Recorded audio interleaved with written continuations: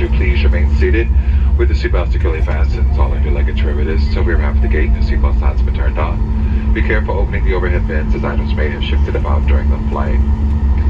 This is the termination of this flight, so please check around your seating area. Check those seat back pockets. Please make sure you have all of your personal belongings with you before you exit. Again, please make sure you have everything with you before you exit. For those of you who are getting off here and you are in need of a wheelchair, please remain seated a few extra moments so we can open the door and make sure the wheelchairs and attendants have arrived. So again, if we need a wheelchair, please remain seated. Once we open the door, we will let you know if the wheelchairs and attendants have arrived to assist you. We do thank you for traveling with us here at Southwest Airlines. Please go out and enjoy